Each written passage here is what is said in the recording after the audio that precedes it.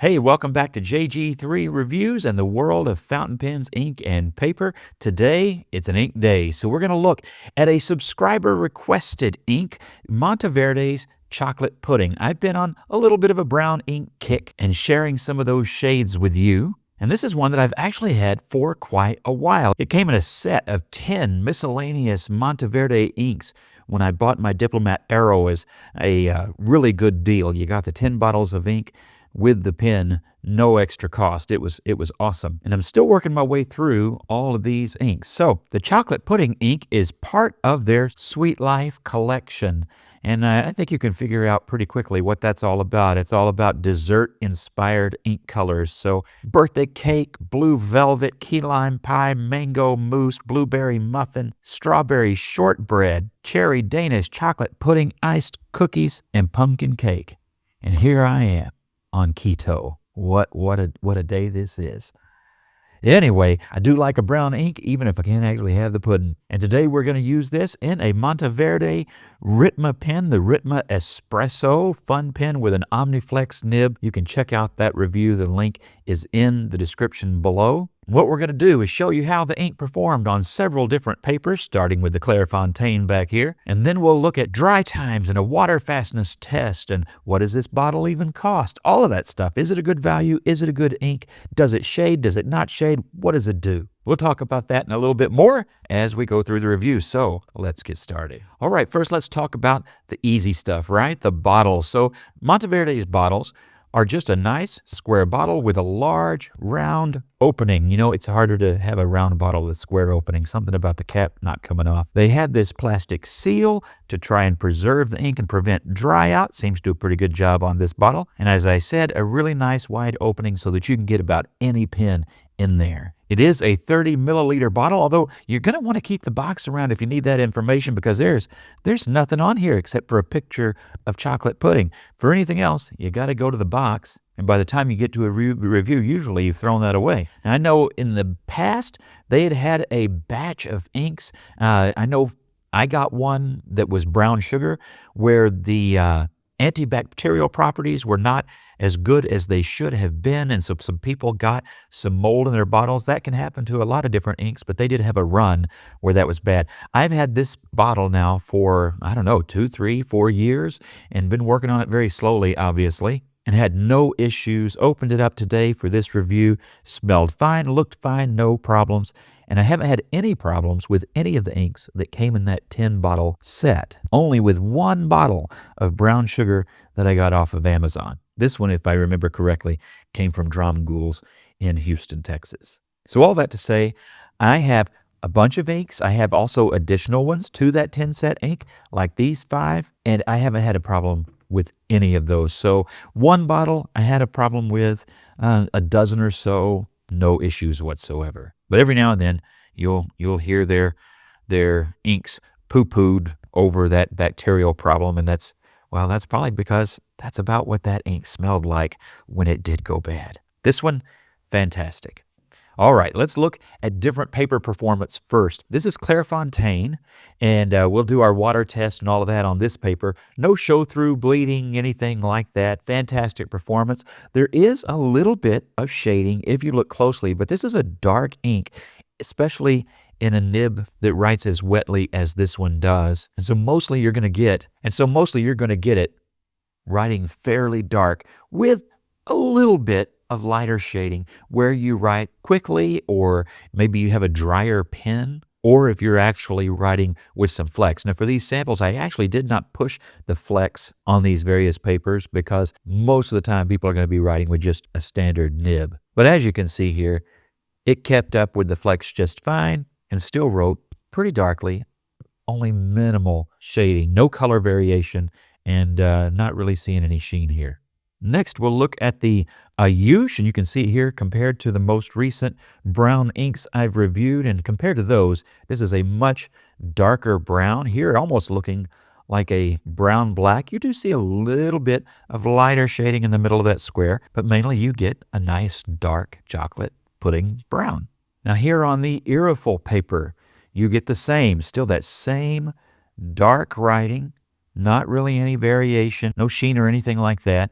And then in the wetness test, you can see that this nib is mainly writing pretty wet, but they all seem a little bit wetter on this paper than the Clairefontaine. And here you get just the slightest hint of sheen. But in general, and on most papers, you're not going to get any of that. All right, from the Irreful to the similar old school Tomoe River paper. And here, I found the sample kind of interesting. So I do an ink swatch on Tomoe River because of the way it brings things out in an ink. And you will notice, again, no sheen, not really any shading much in the writing. But what I thought was interesting was when I did the swatch, and I use a Q-tip for that, very light brown and not as much of the red as when I did a wetness test straight from the nib, and it's a fairly wet nib, as you can clearly see here. So that's interesting. But by the time you get to that third swatch, you really get to about what you're going to see in the writing. On Rhodia paper, more of the same. You get just that dark writing. There's your wetness test, and no bleed through or ghosting or anything like that. So far, no feathering on any of these papers, and that's going to be true for the Made in India Pen and Gear paper as well. This is the Walmart paper that I really like. Inexpensive, easy to find, and good performance. And you can see that is true for the Monteverde chocolate pudding. You do see a little bit more of the shading for whatever reason here on this paper. Still quite dark, but in the top of that C, in the crossing of the T, and part of that M, you do see a little bit of a lighter shade. Quite dark here in the colored in square, and the wetness test about the same as everything else. Now on the other side, you do get a little bit of ghosting, a little bit of show through there from the square of ink, but nothing from the writing. And then we come to this Vietnamese big box store composition notebook. And there you see the same dark writing. Everything looks about the same as everything else, except for one thing. On the other side of the paper, I did get some ghosting, and I actually got bleed through here on that cover. So on this paper, it did make its way through. But what about inexpensive copy paper? Well, on the inexpensive copy paper, this is where things started to change. While it performed as well as these other four inks, on everything else on this paper, we got some pretty serious feathering going on, massive feathering going on in the word chocolate there. Wetness still shows. The coloring is about the same, except in general, that's a little bit redder brown than what we were seeing on the other papers. And then on the other side, total bleed through.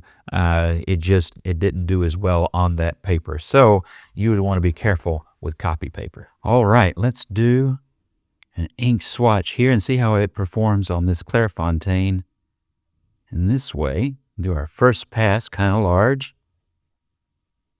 You can see it's fairly light when you do it like that, but that's not the way it's going to look on most paper. It's going to look more like this. This is the second pass. And then give it a generous third. So right with a wet pen, you're going to get it more like that, I think. And as you can see, you can get some shading. It's mainly when the ink supply is a bit drier. That's what I would find. So when you vary from wetness to dryness, so you could get some variation out of, say, a flex nib like this, or a stub, I think probably. Though I haven't tried that. You might mention it in the comments if you have. Most time you're going to get this dark color right here. How long does it take to dry when you've written with it? Well, let's see here. In 5 seconds, it's going to be really wet. That would certainly have been my experience writing the grid. 15 seconds, still quite wet. After 30 seconds, it's beginning to dry, but you still need to give it some more time. Let's see what a minute gets us. All right, after a minute, it's dry. So somewhere between 45 seconds and a minute, I'm going to guess, on a coated paper like Rhodia or Clairefontaine. And of course, that's going to vary with the wetness of your pen. As I was making the grid, I was writing, of course, just a nice fine line, and it definitely dried a little bit faster than this just did. All right, water fastness now. It says water test, and do you see me now? Let's see if we'll still be able to read that here in a second. You're out walking around, somebody drives by and splashes you with a puddle. Are you going to be able to read it when you're done? All right, I've given that some time, and I think you can already tell what these results may lean toward at the very least. I'm going to dab this. And you know what? A little bit of a surprise. Look at that. There is in this ink, and we'll see this in the chromatography, a base red ink, which is pretty common in brown inks that lean a certain direction. And look here, that red is staying pretty well after the water test. So it makes no claims on being a water-fast ink. It's not a documental ink. However, at least in this test, this is completely salvageable. You can read everything that I wrote. The grid is still there. Only in very few little spots can you see the original blue line of the paper grid itself. So that's a better faring ink than the last few I've tested when it comes to the water test. All right, let's go ahead and look at that chromatography. This end is not quite dry, but it's dry enough for our results. And what do you see? That same red base ink really showing through. This is a pretty cool sample, I think. So you have a lot of red coming up and those colors separating out, and you see that kind of golden yellow that then fades right into brown, and then finally that intense brown that we see at the surface of our writing. It's very cool. I like that. Nice, vibrant colors make up this nice dark brown ink. All right, let's sum up. So, do I like the ink? Yes, I do. I like a nice dark brown ink. Doesn't have a whole lot of shading. There's not really any sheening, except for in that one small sample that we saw. But it is a really great color, isn't it? And I really like that it has a little bit of security in there. It's not it's not a water-fast ink, not a documental ink, but it did perform pretty well, and you can see what I wrote. And that's great. I've had good performance in the pens. Like most brown inks, if you have it in a pen, you need to use that pen. Brown inks, and it's largely because of this red in that base, because you get the same issue with red inks. Brown inks tend to crust up inside your pen if they're neglected, and you'll get those ink boogers on your nib and feed, and really, who needs that, right? So keep the ink flowing if you're using a brown ink, or wash the pen out for storage, but don't store the brown inks or the red inks in your pens, because for the most part, that's going to bring you some crusty issues. In my experience, that's been regardless of brand or shade. Dry times, it's a wet ink. Doesn't dry too quickly, but it's nothing heinous here either. Price, same, pretty normal price for a bottle of ink in the U.S. right now. For 30 milliliters, which is right at an ounce, you're going to pay $10 to $12. Pretty easy to figure out what the per ounce price there is, right? And it is made in Austria, and from what I understand, at the same factory that makes Mont Blanc inks. Now, I don't say that to, oh, well, it's made in the same factory. That really may mean nothing. I have no idea if the formulas are anywhere near the same or completely proprietary, but someone with far more insider knowledge would have a better answer on that than I would. But unless it's changed, that's the latest information I have on where the ink is made. I will say this, nowhere does it tell you that on the bottle, nowhere does it tell you that on the box. It just keeps saying Monteverde, USA, leading you to the impression that it might be made here, but I say nay, it is not. It is made in Europe, and from what I understand, at that factory in Austria. So what do you think? Is this a shade of brown you might enjoy? Is it one you have experience with? And if so, what is that experience? I enjoy it. Good brown ink, dark brown ink, and again, I've had good performance in my pens. It is a little bit paper finicky, but not overly so. And with that, don't forget to like, share, and subscribe. And thank you for watching. And God bless you. Have a great week.